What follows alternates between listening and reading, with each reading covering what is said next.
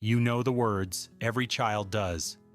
Little Jack Horner sat in a corner eating a Christmas pie. He put in his thumb and pulled out a plum and said, "What a good boy am I."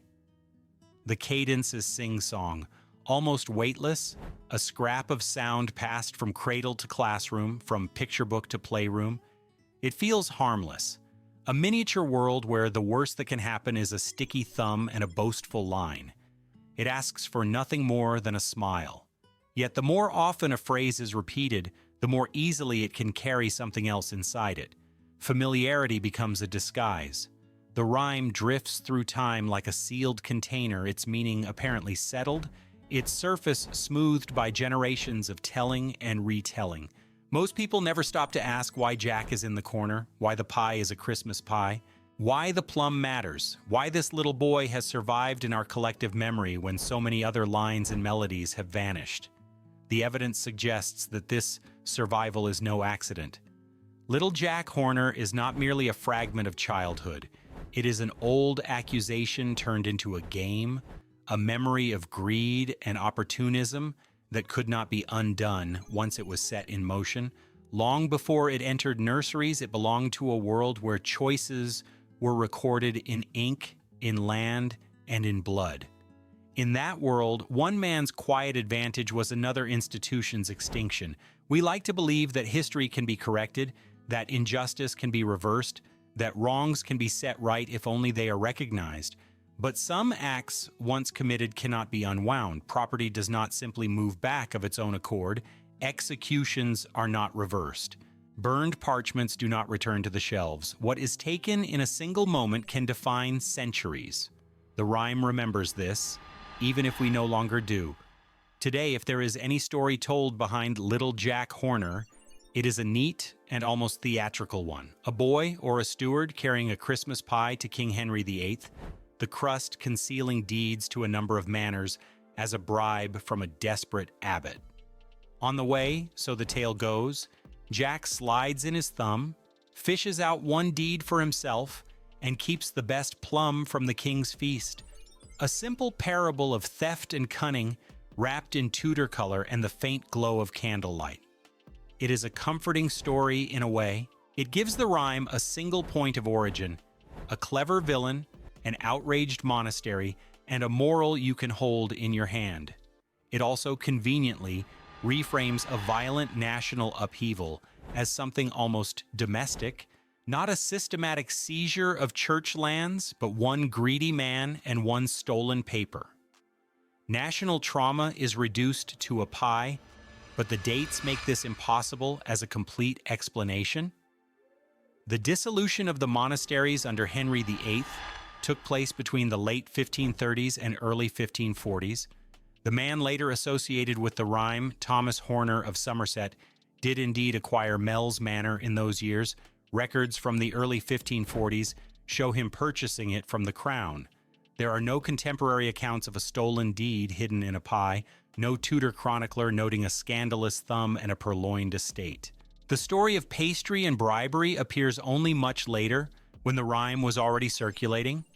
By the time we first see Little Jack Horner in print in the year 1725, it is already a reference, not a revelation.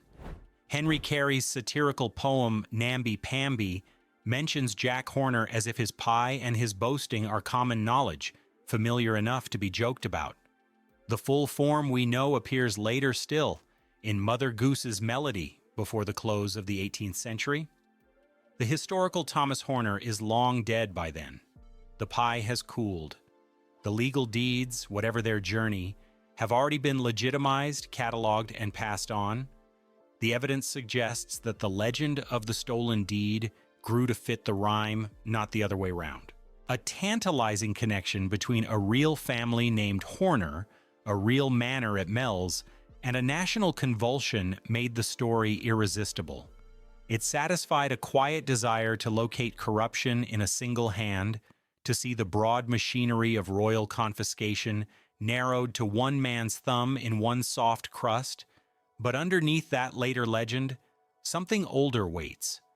To find it, we have to go back not only to the court, but to the cloister, to the cold stone of Glastonbury Abbey in its final years. We must imagine an England where land is not just property, but identity, where parchment defines who eats and who starves, who prays behind carved screens, and who sweats in the fields below. In the late autumn of the 1530s, the abbey at Glastonbury was a vast and wealthy institution. Its abbot, Richard Whiting, presided over a complex of land holdings that reached far beyond the walls of the great church. In its archives, bundles of deeds and charters lay tied with cords, ink slightly faded but still legible, centuries of transactions pressed between wooden boards. When the king's commissioners arrived, they did not come with fire at first. They came with lists, inventories, quiet conversations, and the slow pressure of authority.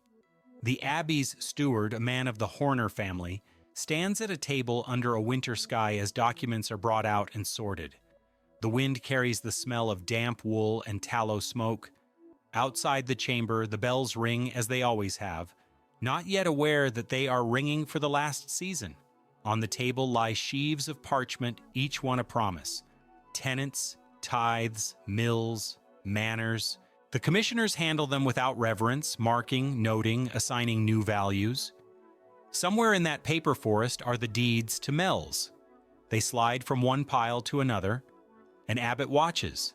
A steward watches. The balance of advantage shifts in increments too small to see but too large to undo.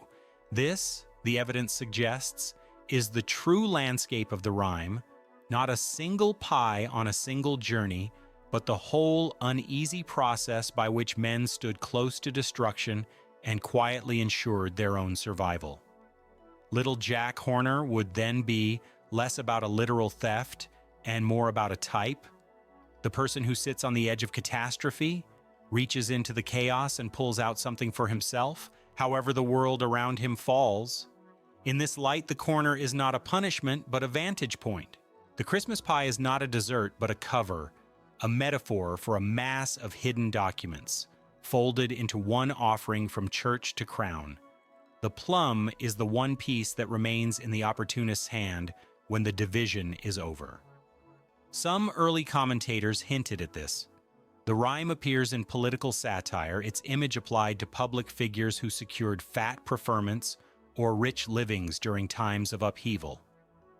Jack Horner becomes a shorthand in pamphlets and speeches for the man who, while others perish, emerges licking his fingers and calling himself good. The name is less a person than a diagnosis, and yet even this reading is not the end. The rhyme persists because beneath the politics, it speaks to something more basic and more troubling, the moment when a community realizes that the damage has already been done, that no appeal to law or conscience will reverse it, and that the beneficiary has no intention of restoring what has been taken. Picture for a moment the village of Mells, decades after the dissolution. The old ties to the abbey are stories now, told by grandparents near embers. The manor house, occupied by the Horner family, is part of the landscape. Children grow up seeing its windows lit in winter, its fields enclosed by hedges. They recite a little rhyme about a boy in a corner and a Christmas pie. Some of the elders may hear in it an echo of the old accusation. Others may simply feel the weight of a pattern. Those who are nearest to power manage to come away with something, and there is no one left who can take it back. The silence after that realization is what lingers. Not outrage which burns out, but a dull acceptance. Life goes on, the church is gone, the manor remains. The rhyme floats from mouth to mouth, a small, mocking record of an imbalance that has become permanent. Other cultures know this shape of story. There are folk tales of clever peasants outwitting their lords, of tricksters taking from the rich, of divine justice finally leveling the scales.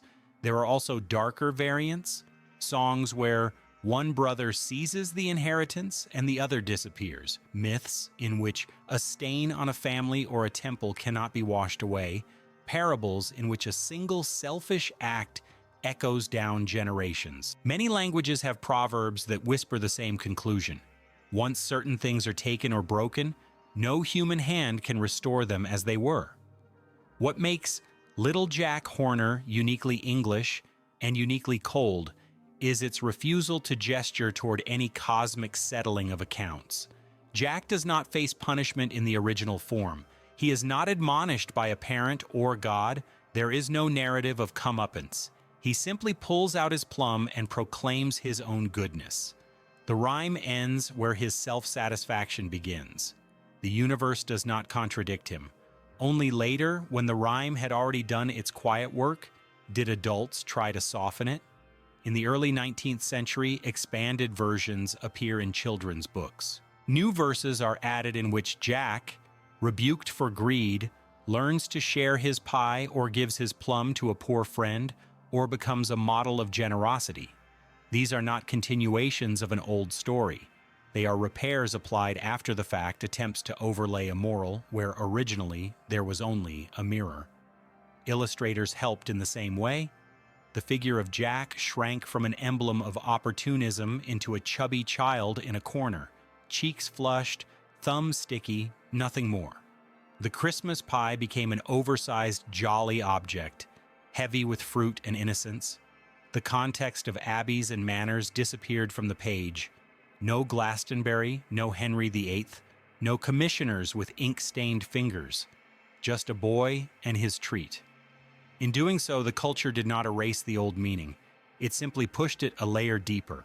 The rhyme was now safe to recite to infants, but its pattern of thought remained available to those who wished to wield it. Politicians, satirists, and preachers in the 18th and 19th centuries reached for Little Jack Horner whenever they wanted to accuse a rival of quietly profiting from public loss. Parliamentary debates compared ministers to Jack, sitting smugly in the corner while the nation's pie was carved up. Sermons denounced men who, during times of reform or war, managed to pull out a plum for themselves. Pamphleteers drew cartoons of corpulent figures with thumbs in fiscal pies, captions echoing the nursery line. This was not conspiracy, it was cultural evolution. A compact image already circulating was too useful to waste. Its very domestication made it sharper. To be called Jack Horner was to be diminished as well as exposed, your grand maneuver reduced to a child's furtive dip into someone else's dish. Meanwhile, the legend of the pie full of deeds grew Baroque embellishments. Later storytellers named specific manors, traced elaborate routes between Glastonbury and London, imagined whispered bargains over candlelit tables. They overlooked an awkward detail. The documentary record indicates that the Horner family acquired Mells Manor through a legal transfer in the early 1540s with royal paperwork to match. No contemporary record accuses them of theft. The grim fate of Abbot Richard Whiting, executed on Glastonbury Tor, is fully documented. The alleged treachery of his steward via pastry is not. Historians who have combed parish registers, crown grants, and local archives find the same pattern. A kernel of plausible opportunity surrounded by silence. The pie story appears only when the rhyme is already an established part of English culture.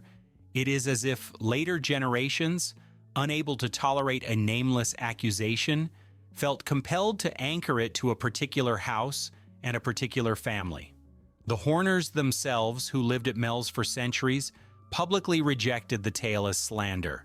By then, acceptance or denial made no difference. The land was theirs, the abbey was a ruin. What matters is not whether a single thumb ever pierced a single steaming crust to extract a deed.